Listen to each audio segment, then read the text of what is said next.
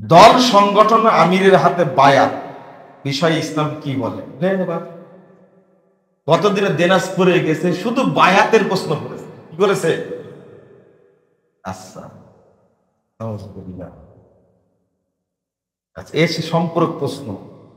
একজন বড় আলেম বায়াত নেওয়ার সময় বলছেন, আল্লাহর হাত আমাদের হাতের উপরে আছে। এ কথা কি ঠিক? বড় আলেম না বড় জাহেল? বড় আলেম না বড় জাহেল? যে বলে যে আল্লাহর হাত আমাদের হাতের উপরে আছে, এই কথা বলা যায়? হ্যাঁ, এই কথা কি বলা যাবে? আল্লাহর হাত আমাদের হাতের উপর আছে। শোনেন, বায়াত পদ্ধতি বাতিল, এই বায়াত পদ্ধতি নাজায়েজ। এই বায়াত পদ্ধতি আছে যখন মুসলিম খলিফা হবেন, তখন তার কাছে বায়াত করাটা শরীয়ত সম্মত। কথা বুঝতে পারলেন? বায়াত কয়েকটা আছে, যেমন রাষ্ট্রীয় বায়াত, আর একটা নবুয়তের বায়াত। ভাই একটু পড়াশোনা করে। আর একটা হলো জিহাদি বায়াত। কয়টা হলো? তিনটা। নবুয়তি বায়াত, নবী, যে কোনো নবী বায়াত দিতে পারবেন। আপনি কি নবী? রাষ্ট্রীয় আমির যিনি খলিফা, তিনি বায়াত দিতে পারবেন। আপনি কি খলিফা? আর একটা মানুষ বুঝতে চায় না রে ভাই। আর একটা হলো জিহাদের মাঠে, কি যাকে করা হবে তার হাতে কি করবে? অন্য সৈন্যরা কি করবে? বায়াত করবে। কিন্তু মুকিম অবস্থায় কোনো বায়াত চলবে না। এখন আমরা যে হাদিসটা অনুবাদ করে হাদিসের অপব্যাখ্যা করি, নাউজুবিল্লাহ। আল্লাহকে ভয় করেন একটু।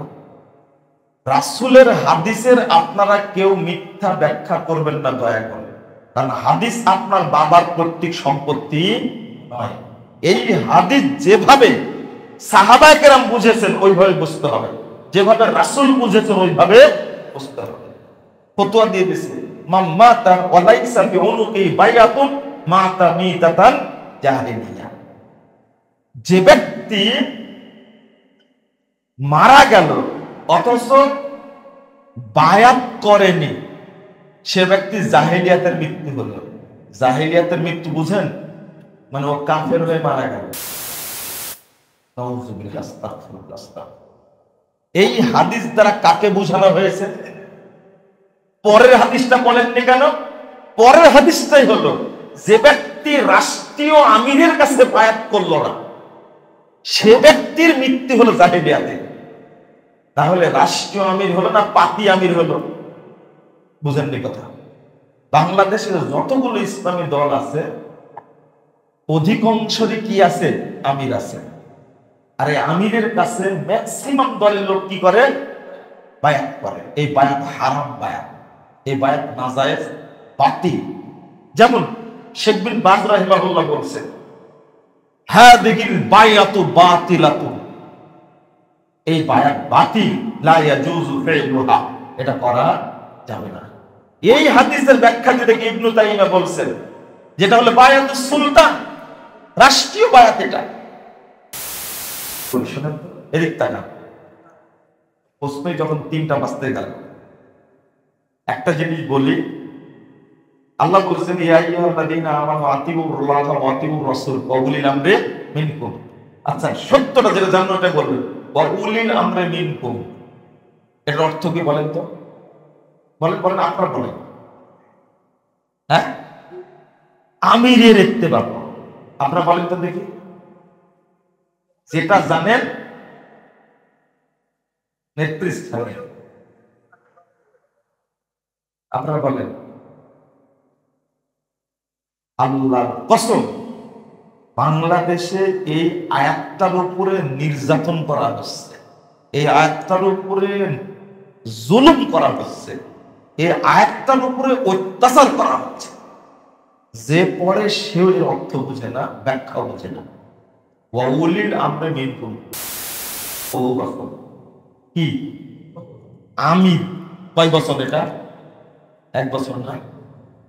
তোমরা আমিরের আনুগত্য করো, অর্থটা কি ঠিক হলো? যদি আমিরই অর্থ করেন তাহলে আমির গণের আনুগত্য করো, কি হবে? আমির গণের। আব্দুল সালাম ভাই বলবো যে যারা নেতৃস্থানীয় তাদের আনুগত্য করো না, এর অর্থটা হলো আল উলামা। অর্থ কি? যারা তোমাদের মধ্যে বিজ্ঞ আলেম তোমরা তাদের অনুসরণ করো। তারপর আল ফুকাহা, যারা দ্বীনের ব্যাপারে অভিজ্ঞ তোমরা তাদের কি করো? অনুসরণ করো। দেখেন ইবনু তাইমিয়া রাহিমাহুল্লাহ খুলাসা করে দিয়েছে, তারপরে ইমাম ইবনু কাসির খুলাসা করে দিয়েছে। আর একটা অর্থ হল আল উমারা, মানে কি আমির গণ, একজন আমির না, কয়জন? আমির গণ। তো আমির গণ কখন হবে? ইবনু তাইমিয়া বলছেন রাসূল সাল্লাল্লাহু আলাইহি সাল্লামের আন্ডারে বিভিন্ন দেশে যাদেরকে গভর্নর করে পাঠানো হতো তারা হলেন আমির। উদাহরণ দিয়েছে যে মুয়াজ বিন জাবাল, সাদ বিন আবি ওয়াক্কাস, তারপরে তারপরে কি আপনার আমর ইবনে আস, উদাহরণ দিয়েছেন। কে উদাহরণ দিয়েছেন? ইবনু তাইমিয়া। ইনার হলেন আমির গণ। তাই আল্লাহ বলছেন তোমরা আমির গণের কি করো? আনুগত্য করো। একজন আমির হলো না, বহু আমির হলো? বহু আমির। আচ্ছা, এখন কি রাষ্ট্রীয় খলিফা আছে? আছে।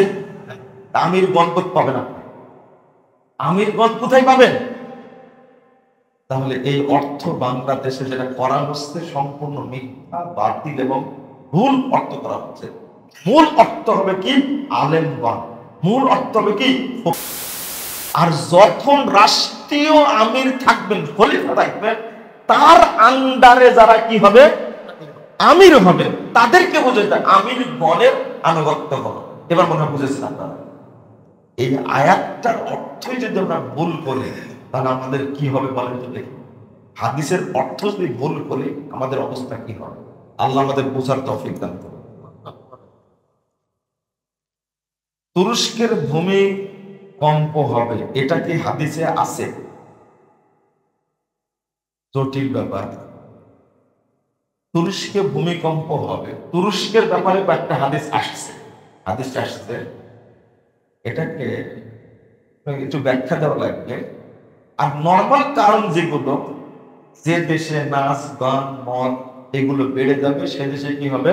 ভূমিকম্প। এটা হাদিস আসছে। আর স্পেশালি তুরস্কের ব্যাপারে কয়েকটা হাদিস আসছে। বিশৃঙ্খলার কথা বেশি বলা হয়েছে, কিয়ামতের আগ মুহূর্তে একটা হাদিস আসছে। আমি ওইদিকে যাব না। হাদিসে স্পেসিফিক ভাবে আসছে সেখানে ভূমিকম্প হবে এটা না, তুরস্কে থেকে অনেক ফিতনা বের হবে সেটা আসছে। কথা বুঝতে পারলেন? ওই কারণেও হতে পারে, অথবা কি সেখানে অনাচার পাপাচার খুব বেড়ে গেছে, সে কারণে হতে পারে। আর একটা হতে পারে আল্লাহ হয়তো আপনাদের পরীক্ষাও করতে পারেন, সাবধান থাকবেন। মাত্র 45 সেকেন্ডের ভূমিকম্পে 52,000 মরে গেছে, হিসাব 52,000। আরো কত মরেছে তার কোনো হিসাব